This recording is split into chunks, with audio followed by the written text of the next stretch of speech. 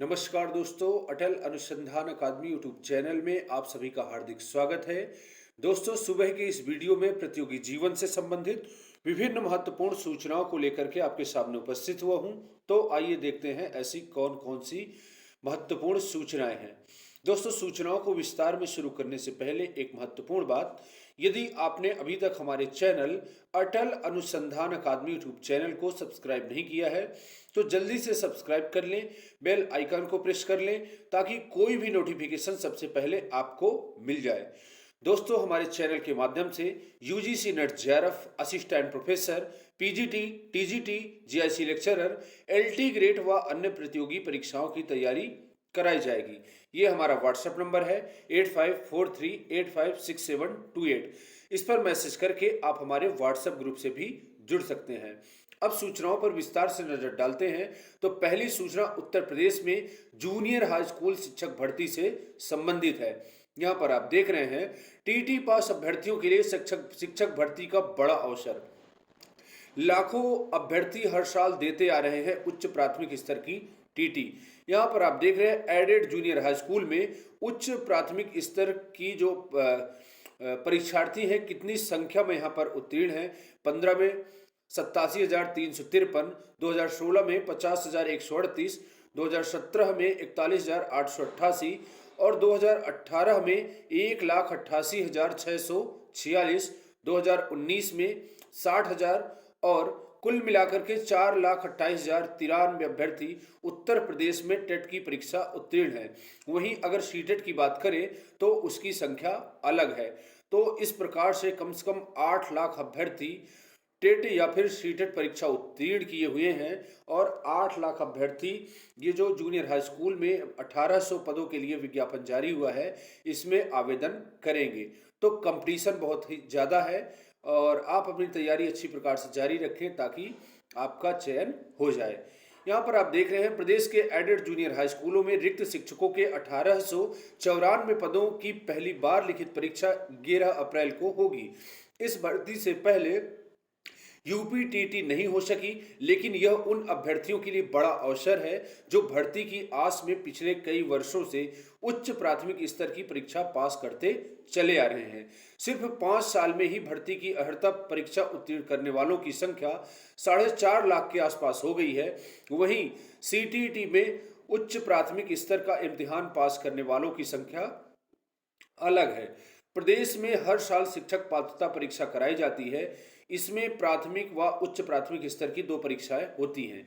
इसके जरिए सूबे के प्राथमिक स्कूलों में तो नियमित अंतराल पर भर्तियां हो रही हैं, लेकिन उच्च प्राथमिक स्तर की टीटी उत्तीर्ण करने वालों को मौका नहीं मिला। इसी तरह से केंद्र की टीटी में भी वर्ष में 2 बार परीक्षार्थी उत्तीर्ण होते हैं।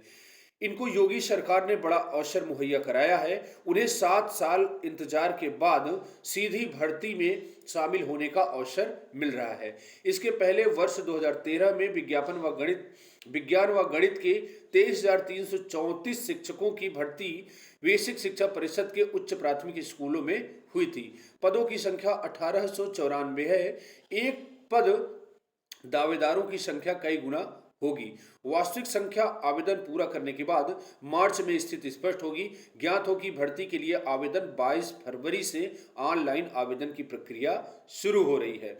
तो दोस्तों, जैसा कि आप जानते हैं कि साइंस और मैथ वालों के लिए एक वैकेंसी आ चुकी थी, किंतु जो भाषा के छात्र थे, जिनका हिंदी था, संस्कृत था, उर्दू था या फिर सामाजिक विज्ञान विषय था, ऐसे छात्रों को जूनियर हाई स्कूल में कोई भी भर्ती अब तक नहीं मिली है। और काफ़ी अधिक संख्या में बीएड या फिर टेट और सीटेट करके छात्रों भर्ती का इंतजार कर रहे थे, लेकिन छात्रों का इंतजार अब खत्म हो रहा है और आप अपनी तैयारी अच्छी प्रकार से करते रहें। यहाँ पर एक और महत्वपूर्ण बात है, परिषदीय स्कूलों में सीधी भर्ती नहीं। बेसिक शिक्षा परिषद के उच्च प्राथमिक स्कूलों में सहायक अध्यापक के पदों पर सीधी भर्ती नहीं होगी, बल्कि वहां के पद प्राथमिक स्कूलों के शिक्षकों की प्रोन्नति से भरे जाएंगे। तो जो एडेड जूनियर हाई स्कूल है वहां पर सीधी भर्ती होगी और जो परिषदीय है वहां पर सीधी भर्ती नहीं होगी। 1 से 5 के बीच के जो शिक्षक हैं, प्राथमिक शिक्षक हैं, उनका ही प्रमोशन जूनियर हाई स्कूल में कर दिया जाएगा। इसके बाद अगली खबर है, असिस्टेंट प्रोफेसर भर्ती में पद घटने से प्रतियोगी निराश। असिस्टेंट प्रोफेसर भर्ती की बात करूं तो असिस्टेंट प्रोफेसर भर्ती का विज्ञापन संख्या 50 एक साल से 1.5 साल से आ रहा है और ये सिर्फ पेपर में ही आता है। अभी तक कोई भी विज्ञापन आयोग द्वारा जारी नहीं किया गया है। इस संबंध में छात्रों द्वारा कई बार आयोग जाकर, निदेशालय जाकर के प्रदर्शन भी किया गया है, किंतु अभी तक कोई भी रिजल्ट छात्रों के हाथ में नहीं लगा है। यहाँ पर आप देख रहे हैं असिस्टेंट प्रोफेसर भर्ती में पद घटने से प्रतियोगी निराश। उत्तर प्रदेश उच्चतर शिक्षा सेवा आयोग 4 साल बाद असिस्टेंट प्रोफेसर के पदों पर भर्ती की तैयारी कर रहा है। इसका विज्ञापन भी जल्द निकलने की उम्मीद है, लेकिन उसमें पदों की संख्या घटने से प्रतियोगी निराश है। शासन ने जितने पदों की भर्ती निकालने का निर्देश दिया है, उससे कम संख्या में भर्ती कराने का अधियाचन जारी हुआ है। पदों की संख्या कम होने से अभ्यर्थियों को कड़ी प्रतिस्पर्धा का सामना करना पड़ेगा। इसी वजह से वे अब प्रतियोगी पद बढ़ाने की मांग कर रहे हैं। जैसा कि आप जानते हैं कि पिछले साल जब असिस्टेंट प्रोफेसर भर्ती का अधियाचन आया था, तो उसमें 4500 पद खाली होने की जानकारी मिली थी, किंतु बाद में शासन स्तर पर इन पदों की संख्या को घटा करके 3900 कर दिया गया था। तो छात्रों में कोई निराशा नहीं थी, चलो कोई बात नहीं, 4500 पद नहीं आएंगे तो चलो 3900 पद ही तो कम से कम आ जाएंगे, तब भी पर्याप्त होते हैं। किंतु इसके बाद सरकार, ये आयोग द्वारा इन पदों को फिर से कम कर दिया गया और 2021 में 2016 पदों के लिए जो है भर्ती कराने का निर्णय आयोग या फिर निदेशालय द्वारा लिया गया था। किंतु अब इन पदों को घटा करके 2002 कर दिया गया है। इससे छात्रों में काफी निराशा है। एक तो 2016 के बाद 20 कंप्लीट हो गया, 21 भी हो रहा है, कोई वैकेंसी जारी नहीं हुई है, कोई भर्ती नहीं आई है। वहीं छात्र साल भर में 2 बार नेट और जेआरएफ की परीक्षा होती है, पास कर करके बैठे हुए हैं, पीएचडी करके बैठे हुए हैं। कब विज्ञापन आएगा और कब डिग्री कॉलेज में प्रोफेसर बनने का अवसर प्राप्त होगा। किंतु सरकार द्वारा जिस हिसाब से पद घटाए गए हैं, इससे छात्रों में निराशा है और छात्र पदों की संख्या को बढ़ाने के लिए जो है बात कर रहे हैं। इन्हीं पदों पर उच्चतर शिक्षा सेवा आयोग विज्ञापन संख्या 50 के जरिए भर्ती कराएगा।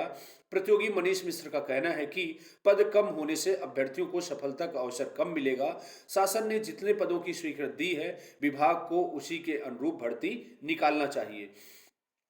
तो अब पदों की संख्या 2002 कर दी गई है और इन्हीं पदों के लिए विज्ञापन जारी होगा।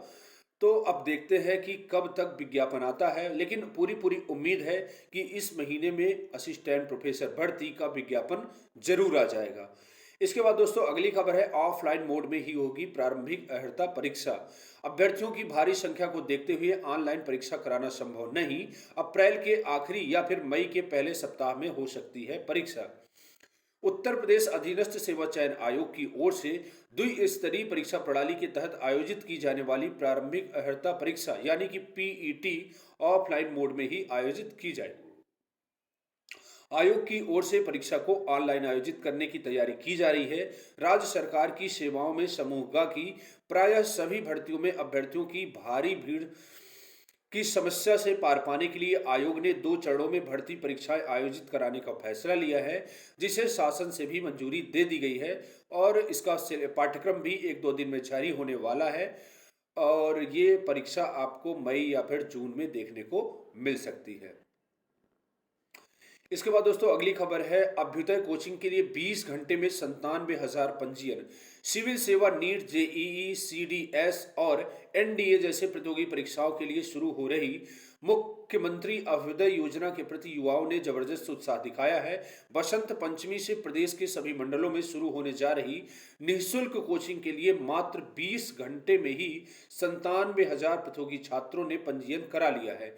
इनमें करीब 46,000 युवा सिविल सेवा परीक्षा की तैयारी करने वाले हैं। मुख्यमंत्री अभ्युदय योजना के क्रियान्वयन के लिए गठित राज्य स्तरीय समिति के सदस्य लखनऊ के मंडलायुक्त रंजन कुमार ने बताया कि मुख्यमंत्री के विशेष प्रयास वाले इस योजना को लेकर युवाओं में काफी उत्साह है, लेकिन पोर्टल शुरू होने के शुरुआती 20 घंटों में जिस तेजी के साथ पंजीयन हुए हैं, वह योजना काफी सफलता की तस्वीर पेश करती है। तो दोस्तों ये मुख्यमंत्री का ड्रीम प्रोजेक्ट है कि उत्तर प्रदेश के बेरोजगार युवाओं को कोचिंग करने का अवसर प्राप्त हो। बहुत सारे छात्र ऐसे हैं जिनकी स्थितियां सही नहीं हैं और वो भारी भरकम 2 लाख 4 लाख रुपए फीस नहीं जमा कर सकते हैं। उनके लिए और यह जो मुख्यमंत्री की अभ्युदय योजना है, चार चांद लगाएगी उनकी पढ़ाई में और छात्रों के लिए और भी प्रतियोगी परीक्षाओं की तैयारी करना आसान हो जाएगा। इसके बाद अगली खबर है, लिखने में हाथ कांपता है तो परीक्षा में ले सकते हैं सहायक। सुप्रीम कोर्ट ने दिव्यांगों को गरिमापूर्ण जीवन और समान अवसर के लिए सक्षम बनाने की दिशा में गुरुवार को अहम फैसला सुनाया है। कोर्ट ने कहा कि लिखते वक्त हाथ कांपना कानून के तहत दिव्यांगता मानी जाएगी और वह व्यक्ति सिविल सेवा परीक्षा व अन्य प्रतियोगी परीक्षाओं में लिखने के लिए सहायक पाने का अधिकारी है। कोर्ट ने केंद्र सरकार को आदेश दिया है कि वह 3 महीने के भीतर दिव्यांग व्यक्ति को परीक्षाओं में लिखने के लिए राइटर उपलब्ध कराने के बारे में दिशा निर्देश तय करे। इसके बाद दोस्तों अगली खबर है, संयुक्त प्रवेश परीक्षा 15 से 20 जून तक। पॉलिटेक्निक इस बार ऑनलाइन होगी पूरी परीक्षा। प्रदेश के पॉलिटेक्निक संस्थाओं में दाखिले के लिए आयोजित होने वाली संयुक्त प्रवेश परीक्षा 15 से 20 जून तक होगी। इस बार पूरी प्रवेश परीक्षा जेईई की तर्ज पर ऑनलाइन मोड में ही कराई जाएगी। इसके बाद डीयू में ईसी और एसी चुनाव आज। दिल्ली विश्वविद्यालय में कोरोना महामारी के बीच एकेडमिक काउंसलिंग व एग्जीक्यूटिव काउंसलिंग के चुनाव के लिए शुक्रवार को शिक्षक अपने मत का प्रयोग करेंगे। एसी के 26 और कार्यकारी परिषद इसी के 2 पदों के लिए मतदान होगा। इसके बाद अगली खबर है, अब एक से दूसरे विश्वविद्यालय में ट्रांसफर ले सकेंगे विद्यार्थी। तो दोस्तों ये ग्रेजुएशन या फिर पीजी करने वाले छात्रों के लिए एक बहुत ही बड़ी खबर है। यहाँ पर आप देख रहे हैं, अभी तक क्या होता था कि जो छात्र जिस विश्वविद्यालय में पढ़ता था उसको उस विश्वविद्यालय में 3 साल तक अपनी डिग्री पूरी करनी होती थी, या फिर किसी विश्वविद्यालय के जिस कॉलेज में पढ़ता था उसको उसी कॉलेज में पूरी डिग्री पूरी करने होनी थी। किंतु नई शिक्षा नीति में अब एक ऐसी व्यवस्था की गई है कि कोई भी छात्र यदि किसी एक विश्वविद्यालय से बीए प्रथम वर्ष पूरा करता है, किंतु वह इसके बाद दूसरे विश्वविद्यालय में जाना चाहता है तो उसका ट्रांसफर दूसरे विश्वविद्यालय में कर दिया जाएगा। इसी तरह से यदि कोई स्टूडेंट किसी एक विश्वविद्यालय के किसी डिग्री कॉलेज में पढ़ता है और कुछ दिनों बाद उस विश्वविद्यालय के उस डिग्री कॉलेज से हट करके वो दूसरे विश्वविद्यालय के डिग्री कॉलेज में पढ़ना चाहता है तो भी उसका जो है हस्तांतरण की व्यवस्था की गई है। प्रदेश के सभी विश्वविद्यालयों और महाविद्यालयों में राष्ट्रीय शिक्षा नीति 2020 के तहत क्रेडिट हस्तांतरण व्यवस्था लागू की जाएगी। नए पाठ्यक्रम के तहत विभिन्न कक्षाओं में प्रवेश लेकर उसे छोड़ा जा सकता है और बाद में फिर उसे पूरा किया जा सकता है। एक कॉलेज से दूसरे कॉलेज, एक विश्वविद्यालय से दूसरे विश्वविद्यालय में बिना किसी दिक्कत के क्रेडिट ट्रांसफर के जरिए स्थानांतरित होकर अपनी डिग्री ले सकेगा। उप मुख्यमंत्री डॉक्टर दिनेश शर्मा ने बताया कि क्रेडिट हस्तांतरण की सुविधा लागू होने के लिए अपर मुख्य सचिव उच्च शिक्षा की अध्यक्षता में राज्य स्तरीय पाठ्यक्रम समिति का गठन किया गया है। इसके बाद दोस्तों अगली खबर है, 7,992 परीक्षक कराएंगे प्रयोगात्मक परीक्षा। यूपी बोर्ड की दूसरे चरण की प्रयोगात्मक परीक्षा 13 से 22 फरवरी के बीच होगी। तो ये बोर्ड परीक्षा के छात्रों के लिए एक बहुत ही बड़ी खबर है और छात्र अपनी प्रयोगात्मक परीक्षाओं की तैयारी अच्छी प्रकार से करें और ये आपकी प्रयोगात्मक परीक्षाएं 13 से 22 फरवरी के बीच कराई जाएंगी। इसके बाद अगली खबर है, सीबीएसई परीक्षा केंद्रों पर बनेगा आइसोलेशन। बोर्ड परीक्षा के दौरान कोरोना से बचाव के उपाय के तहत प्रत्येक केंद्र पर करनी होगी तैयारी। इसके बाद 1 अप्रैल से कर सकते हैं शैक्षणिक सत्र की शुरुआत। केंद्रीय माध्यमिक शिक्षा बोर्ड का कहना है कि देश भर में स्कूल राज्य सरकार के निर्देशानुसार 1 अप्रैल से शैक्षणिक सत्र की शुरुआत कर सकते हैं। इसके बाद अगली खबर है, चांद पर सैन्य फैक्ट्री लगाने की तैयारी में अमेरिका, मॉडल तैयार। दुनिया के सभी देश चांद पर अपना ठिकाना बनाने की कोशिश में हैं। वहीं पृथ्वी पर सबसे ताकतवर मानी जाने वाली अमेरिका सेना चांद पर सैन्य फैक्ट्री और अन्य विशालकाय भवन बनाने की तैयारी कर रही है। इसका मकसद अंतरिक्ष में खुद को ताकतवर बनाना है। इसके बाद अगली खबर है, 17 दिव्यांग शिक्षकों को विद्यालय आवंटित। अंतर जनपदीय स्थानांतरण में जिले यानी कि प्रयागराज को मिले 17 दिव्यांग शिक्षकों से शाम को विकल्प लेने के बाद अंततः विद्यालय आवंटन कर दिया गया है। बेसिक शिक्षा विभाग के सर्वर पर विद्यालयों की सूची अपलोड नहीं होने के कारण शिक्षक दिन भर इंतजार कर रहे हैं। बेसिक शिक्षा अधिकारी संजय कुमार कुशवाहा ने बताया कि प्रदेश के अधिकांश जिलों में बृहस्पतिवार को भी आवंटन का काम शुरू नहीं हो सका। प्रयागराज में शाम 5 बजे सूची उपलब्ध हो जाने के बाद विद्यालय आवंटन के लिए विकल्प भरने का काम शुरू हुआ। इसके बाद अप्रैल 2020 की स्थिति में लौटेगी भारत चीन की सेनाएं। रक्षा मंत्री राजनाथ सिंह ने संसद में कहा, किसी को 1 इंच भी जमीन नहीं लेने देंगे। चीन के सैनिक फिंगर 8 के पीछे जाएंगे, भारतीय सेना फिंगर 3 के पास जाएगी। सेनाओं के पूरी तरह से हटने के बाद 48 घंटे में होगी वरिष्ठ कमांडर स्तर की वार्ता। भारत और चीन के बीच पूर्वी लद्दाख में पैंगोंग झील के उत्तर व दक्षिणी किनारों से सेनाओं को हटाने पर सहमति बन गई है। अप्रैल 2020 से जो भी निर्माण दोनों पक्षों की ओर से किया गया है, उन्हें हटाकर पुरानी वाली स्थिति में बहाल किया जाएगा। तो दोस्तों, ये थी आज की महत्वपूर्ण खबरें। पूरा वीडियो देखने के लिए आपको बहुत बहुत सा धन्यवाद। यदि वीडियो आपको अच्छा लगा हो, वीडियो को लाइक करिए, सब्सक्राइब करिए व अधिक से अधिक लोगों के बीच में शेयर करिए। धन्यवाद।